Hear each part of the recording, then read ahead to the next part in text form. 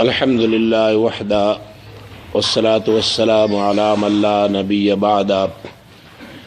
أما بعد فأعوذ بالله من الشيطان الرجيم بسم الله الرحمن الرحيم قال رسول الله صلى الله عليه وسلم القيس من دان نفسه وعمل لما بعد الموت أو كما قال رسول الله صلى الله عليه وسلم. ستاسو دوڑان ما د حضور پاک صلی الله علیه وسلم دیو حدیث یسو جمله ولسته دیکي حضور پاک علیه الصلاۃ والسلام منګه تاسو ته دا بیانې چې او خيار انسان څوک دی. هر سړی د خپل د عقل او د اختیارتیا صفت کی جزو خيار معقل وعند الله د الله سرا او د الله د رسول سرا او خيار کم خلق دي. نبی کریم علیہ السلام فرمایي چې عاقل انسان او خيار انسان هغه دی چې هغه خپل ځان او پیژني. ځان پیژندل دا دی چې انسان دیوی چې زه پیدا د سنایم او بیا الله پیدا کړی څه دپاره یم. ګورئ انسان که د خپل خلقیت او د پیدایش مادې ته وګوري نو د انسان پیدایش د داسې شي نه دی چې دومره ګنده او پلیت دی چې کله د هغې یو ساس کې د انسان د بدن نه بهر شي نو بیا نبی علیہ السلام وایي د د هر ویښته لاندې نجاست دی او جنابت دی او پلیتي ده. که یو سړی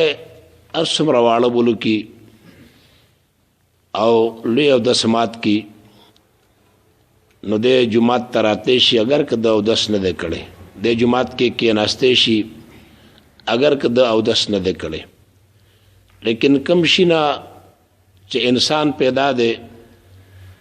ادمره نجس پلیت دی چې ترسو د انسان غسل نه کړي د جماعت ته نشه راتلی، جماعت کې نشه کېناستی. دا خو د هر انسان د پیدایش هغه حقیقت دی چې دومره ګنده شي نه دی الله پیدا کړی دی. حسن بصری رحمت الله تعالی علیه یو ځل لار باندې روان دی او حاکم وقت د وخت چې کوم باچاو هغه هم په دغه لاره باندې را روانو. فوج دی، پولیس دی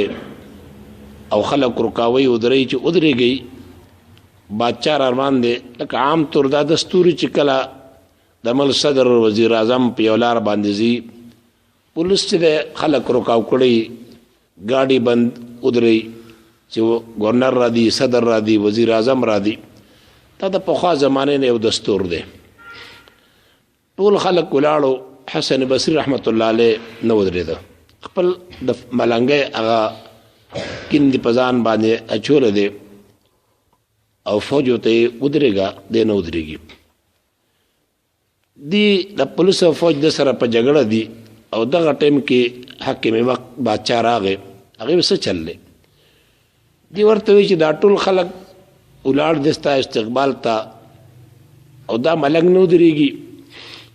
دا باچا دنه تپوس کوي چې ته ما پیژنې چې زه څوک یم؟ حسن بصري رحمت الله علیه ورته فرمایي چې او زه تا پیژنم چې ته څوک یې؟ وی زه څوک یم؟ وی ته اول یو ګنده نطفه وي، یو پلیته نطفه وي او هغې نه ته پیدا شوې. اوس دې وخت کې وی ته د ګندګۍ وړونکی په هر انسان کې دننه فضلیات پراته دي او ګورئ د انسان فضلیات دومره ګنده دي چې کله انسان اودس مات کی او نو بیا دې انسان له د خپل هغې اودس مات نه هم کرکه وردي. که چېرته میخه غوا هغې غوشانو کې هغې نه هېڅوک هم نفرت نه کوي. تاسو ګورئ چې زموږ میندې خویندې هغه غوشان د میخې نه د غوا نه په لاسو باندې راکاږي، سوپیا کې د جوړوي دیوال باندې تپي، هغې ته کرک نه ورځي. خو انسان ته د خپلو فضولیاتو نه بدبویي ورځي، هغه ته ترې کرکه ورځي. نو دی ورته وایي چې دې وخت کې ته د یو ګنګی وړونکی ا دې په ګېډه کې پرته ده، او آخري وخت کې به بیا ته یو مردار یې چې مړ شي ساه دې وخیږي، بس بیا به خلک وایي چې لکه زرې وړې خښوئ هسې نه چې بوی وکړي. او دا د هر انسان حقیقت دی. حسن بصري چې د بادشاه ته دا ذکر کوي نو دا د هر انسان دا حقیقت دی او د هر انسان هم دک انجام دی. نو دا چې انسان ځان پیژني، زه خو داسې د یو ګنده نطفې نه پیدا یم، اوس دا انسان به قیمتي کېږي څه باندې چې دی قیمتي کېږي، او نو دا انسان به په عمل باندې کېږي. ګورئ عمل داسې یو شی دی چې کله یو بني آدم اعمال شروع کی، اعمال کوي، د اعمالو د وجې نه په ډېرو مقاماتو کې الله انسان د ملایکو نه هم مخکې کړی دی. آدم علیه السلام زمونږ ستاسو جد امجد دی، الله پاک ملایکو ته امر کوي چې تاسو آدم علیه السلام ته سجده وکړئ. اوس ملایکو داسې مخلوق ته چې لا یعصون الله ما امرهم ويفعلون ما یؤمرون، چې الله ورته څه وایي ملایک هم اکه کار کوي، او د الله د حکم نه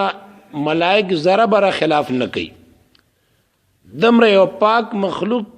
الله په دې باندې ماموره کوي چې تاسو دته سجده وکړئ. آدم علیه السلام کې یو علمي او عملی کمال پروتو، د هغې وجې نه د الله مسجود الملائکه وګرځو. نبی علیه السلام انسان دی، جبریل علیه السلام دا اشرف الملائکه دی، نبی علیہ السلام اشرف الناس دی او جبریل علیہ السلام اشرف الملائک دی. چې کله نبی علیہ السلام معراج ته ته حضرت جبریل علیہ السلام ورسره ملګری دی، او کله چې دی سدرۃ المنتهى ته ورسېدل جبریل علیہ السلام د حضور پاک نه رستو پاتې کېده. نبی کریم علیہ السلام ته فرمایي دومره لوی سفر د ما سره وکړو او دا خو یو ناشنا عالم دی او سما یوازې پرې دی.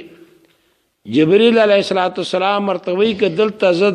دې ځنه اپله د یو ویښته د سر په مقدار باندې ځم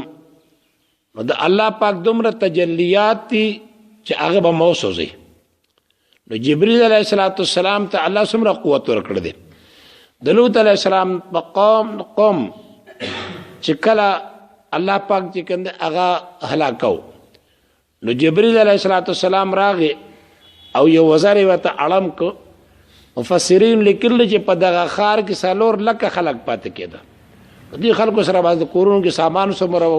ورسره به ګډي بيزي مو وي او خان به مو سره واغانې به ورسره وي. جبریل علیہ السلام هغه ښار دومره اوچت کو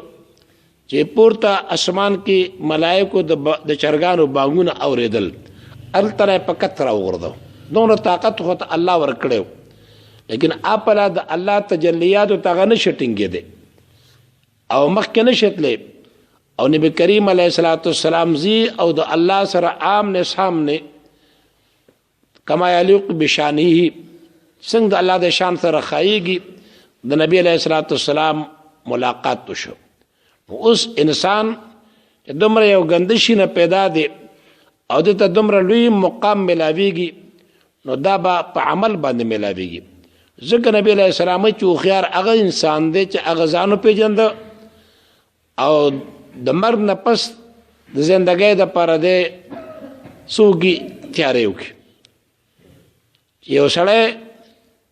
د آخرت دپاره تیاری وکړي دا هوښیار انسان دی. هارون الرشید یو بادشاه تیر دی، ډېر نیک بادشاه و. بهلول مجذوب دا یو ماتو غوندې سړی او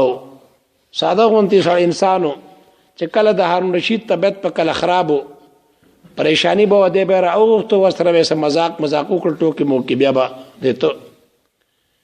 یو ځل دی راغی هارون رشید سره هارون رشید ورته یو لښته ورکړه وی بالوله دا لښته واله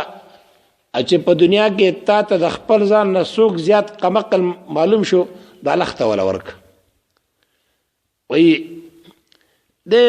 څه کال منځ کې تېر شو یا ډېر کم یا زیات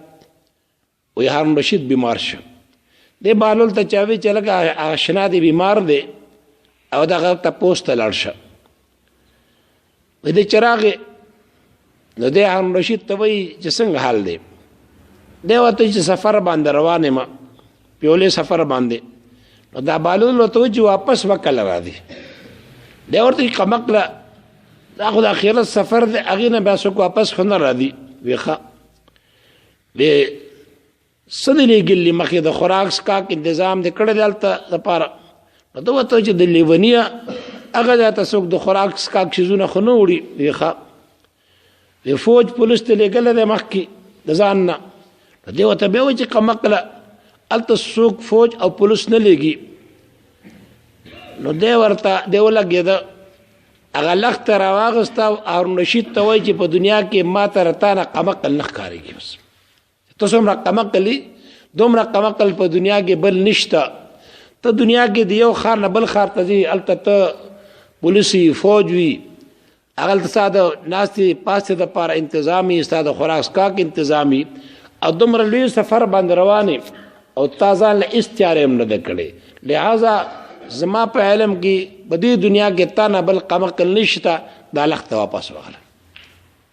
دې وجې نه ابراهیم ادم رحمت الله علیه یو محفل ته راغی نو خلکو ورته یاره موږ ته لږ وعظ وکړه نو دی ورته فرمایي چې اذا رأیتم الناس مشتغلین بتزیین اذا رأیتم الناس مشتغلین بعمارة القصور والبساتین فاشتغلوا بعمارة القبور ابراهیم ادم رحمت الله علیه د خلکو ته وایي چې کله تاسو خلک ووینئ چې هغې بنګلې آبادوي هغې باغونه جوړوي نو تاسو هغې خلکو سره سیالي مه کوئ تاسو ولګئ فاشتغلوا بعمارة القبور تاسو د قبرونو په آبادي باندې ولګئ نو د قبر آبادول دا نه دی چې ته قبر باندې قیمتي کاڼي ولګوه سنګي مرمر پې ولګوه یا نور قیمتي کاڼي پې ولګوه شریعت کې د قبر پخول حرام دي ناجایز دي د قبر عمارت چې دی هغه په اعمالو باندې دی په عمل باندې دی د حضرت فاطمه رضی الله تعالی عنها قبر کنسته کېدو یو صحابي دی قبر سره خطاب کوي چې اے قبر تا ته پته شته چې نن تا ته څوک راځي د حضور پاک علیه السلام لور مبارکه ده د حسن او د حسین رضی الله تعالی عنهما مور مبارکه ده د حضرت علی رضی الله تعالی عنہ بیبی ده د قبر نه یو غیبي اواز راغی چې انا بیت العمل لا بیت الحسب والنسب زه د عمل کورم زه د نسب کور نیم چېرې ما ته څوک برکتي راشي خان راشي نواب راشي باچا راشي نه زه د عمل کورم ما کې به هغه انسان ته آرام وي راحت به وي چې هغه دغه عمل چې د هغه نیک او ښایسته وي نو هغه ورته وایي چې اذا رأيتم الناس مشتغلين بعمارة القصور والبساتين فاشتغلوا بعمارة القبور وإذا رأيتم الناس مشتغلين بتزيين ظواهرهم فاشتغلوا بتزيين بواطنكم چې کله تاسو خلک وینئ چې هغې د خپل ظاهر بدن صفایي کوي ښایسته کپړې اغوندي ځان صفا کوي هغې سره سیالي مه کوئ تاسو فاشتغلوا بتزیین بواطنکم د خپل د باطن په صفای باندې ولګي خپل باطن چې د هغه صفا کوي او باطن دا په اعمالو صالحو باندې په نیکو اعمالو باندې دا صفا کیږي او بیا ورته وایي واتخذوا من هذه الدار من هذه الدنيا زادا یوصلکم الى دار الاخره د دې دنیا نظام سره ذخیره والی توخه والی چې تاسو په دغه توخه ذخیره باندې آخرت ته ورسئ هغه ذخیره ار دنیا اسباب ندي هغه اعمال صالحه دي مرګ روان دي هغه د پر بخا مخا تیارې کوي بزرگ فرمای تزود للذي لا بد منه فان الموت ميقات العباد هغه سید پر تیارې کوي داغه نه خلاصې نشته تزود للذي لا بد منه فان الموت ميقات العباد ځکه د مرګ الله د بنده سره وعده کړی ده چې تبا مریبا کل نفس ذائقه الموت هر نفس چې د مرګ د هغه سکون کې دی نو دیو چې تزود الذي لا بد منه فان الموت ميقات العباد وتب مما جنيت وانت حي وكن متنبها قبل الرقاد چې څه ګناونه دي کړي هغه نه توبه وباسه ادا سے حال کے چتا جون دے او کن متنبها قبل الرقاد د خوب نمک کی بیدار شه سمانه د مرد دراتو نمک کی مخ مرد تیارې کا ځان تیار کا او اترض ان تكون رفيق قوم لهم زاد وانت بغیر زاد اترض ان تكون رفيق قوم اتدبان خوشاله سره داسې خلکو مرګرتیاوږي چې هغې سره د لارې د سفر هغه خرچه ټوله موجود ده او تا سره هېڅ هم نشته اترضى ان تكون رفيق قوم لهم زاد وانت بغير زاد او ستندم ان رحلت بغير زاد وتشقى اذ يناديك المنادي ستندم ان رحلت بغير زاد ډیر ستومانه بشي خفه وي که بغیر د توخین اخرت تلاړي وتشقى اذ يناديك المنادي هغه وخت به ډیر بدبخت وي چې کله आवाज کوونکی आवाज وکي چې ونفخ في الصور فاذا هم من الاجداث الى ربهم ينسلون شپلا کې به پکړې شي دا ټول خلق به میدان قیامت ته دی به الله طرف ترواني امن دی به وي دا د دنیا د ژوند اصل مقصد چې د هغه عمل کولی الدنيا مزرعه الاخره دنیا د اخرت د پاره فصل د کروندې زائد دنیا کې به اعمال صالحه کوي آخرت کې به دغه اجر او ثواب ملاويږي نو دا نبی علیہ الصلوۃ والسلام وایي چې خيار هغه انسان د چې هغه ځان پیژنده چې څه شی ما او بخيار هغه انسان دی چې هغه د مرنا پس چې کوم حالات روان دي هغه د پاره دی تیارې وکي منګه تاسو ته الله مقرر کړی دا د عمل د کولو پکار دي چې منګه د اعمال صالحه کوشش وکړو تاسو ټول الحمدلله طالبان او ټول پیونیک عمل کې اړم یې نو که تاسو روان د حرکت کوي تاسو هر عمل چې د هغه الله ته ډیر زیات مقبول او منظور وي ځکه یو خدای چې سفر په حالت ته سفر کوي بیا سفر هم ته په داسې حال کې د عاد علم د حصول لپاره دی نو طالب خوب او ویخه ناس ته ولاړه دا ټول په عبادت کې تیریږي دا کوشش پکار چې د مرګ نه پس کوم حالات روان دي هغه د پاره د اعمال صالحه او انتهایی ضرورت ته او هغه ضرورت په دې دنیا کې پوره کیږي او د وخت کې الله مونږ ته د عمل د کولو توفیق راکړي موقوم راکړي او کله چې مرګ راشي ان بیا نه د مرګ وخت کې بیا سه اعمال کول شي او نه هغه بیا د اعمال وخت وي دا دنیا کې د ژوندۍ چې دا د اعمال د پاره وخت الله مونږ راکړي دی دا ضایع او بے فائدې تیرو نه دي پکار بلکې دې نه کار اغستل پکار دي اللهم صل علی سیدنا محمد